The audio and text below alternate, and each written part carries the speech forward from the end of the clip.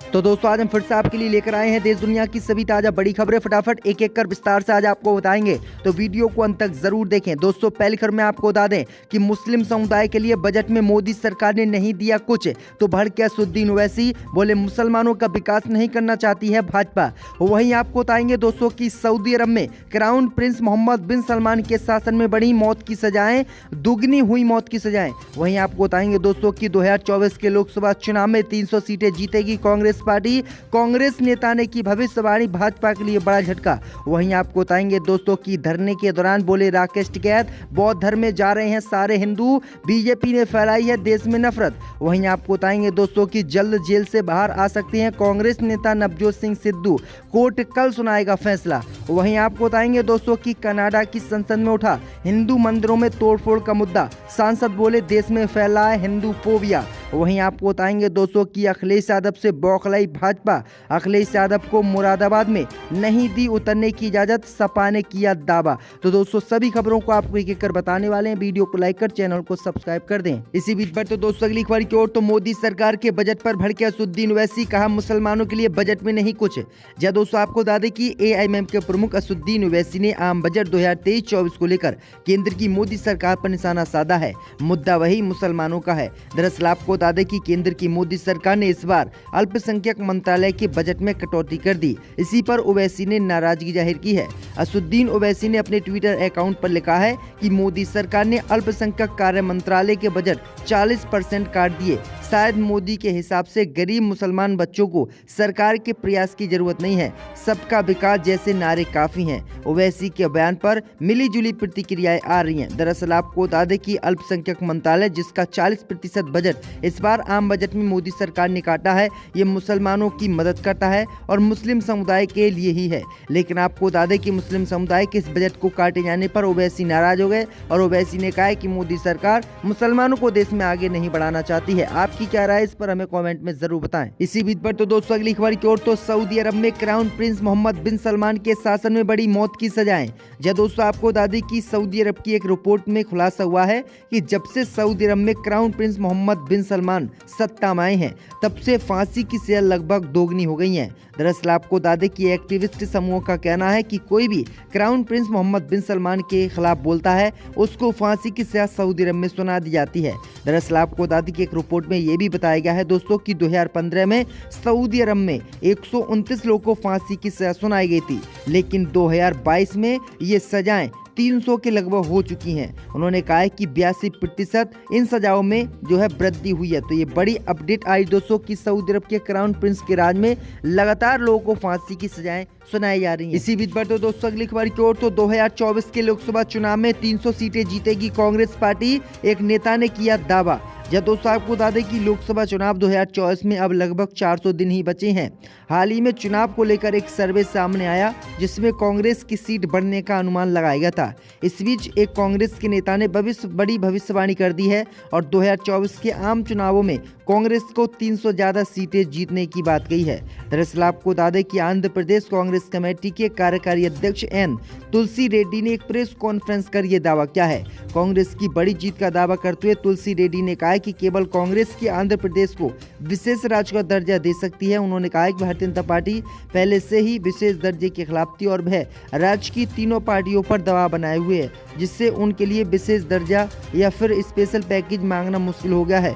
उन्होंने कहा है कि 2024 के लोकसभा चुनाव में कांग्रेस पार्टी 300 से ज्यादा सीटें जीतेगी और सरकार बनाएगी और बीजेपी बुरी तरह से चुनाव हारने वाली है। इसी बीच पर तो दोस्तों अगली खबर की ओर, तो राकेश टिकैत ने किया दावा, बौद्ध धर्म में जा रहे हैं सारे हिंदू।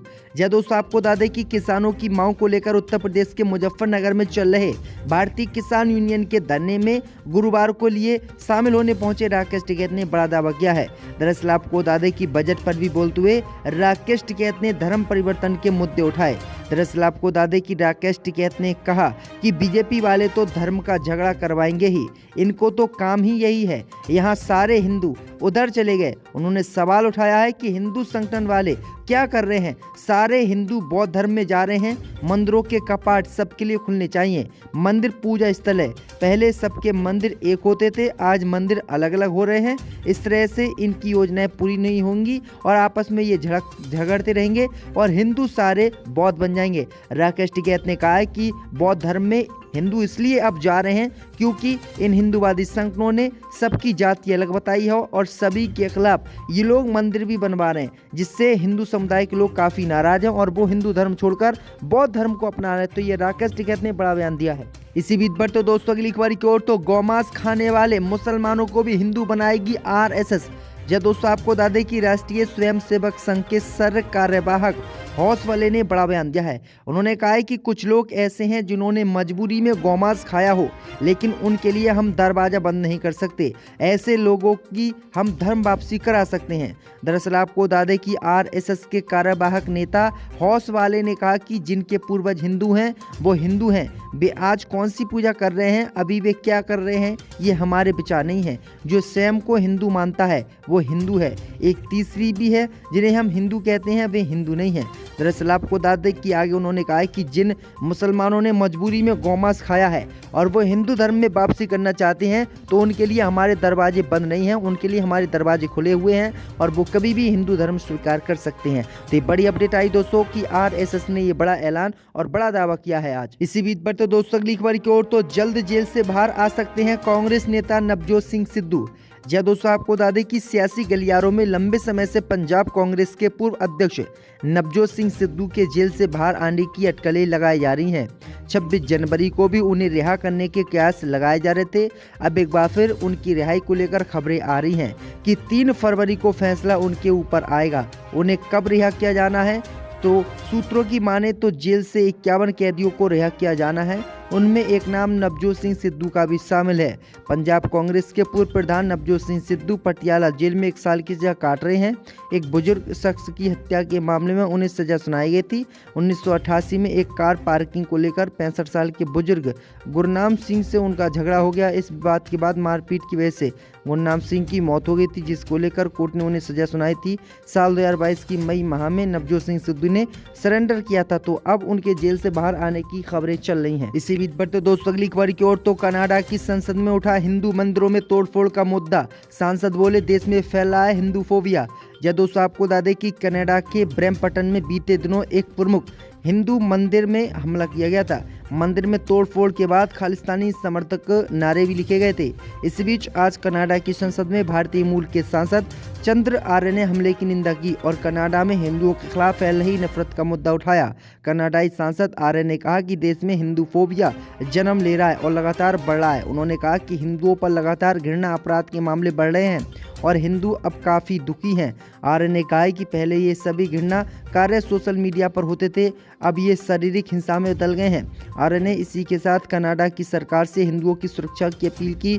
उन्होंने कहा कि मुस्लिम की तरह अब कनाडा में हिंदुओं को भी निशाना बनाया जा रहा है। तो ये बड़ी अपडेट आ रही दोस्तों। इसी बीच पर तो दोस्तों अगली खबर की ओर, तो पंजाब में लोकसभा चुनाव भी अकाली दल के साथ मिलकर लड़ेगी, मायावती किया ऐलान।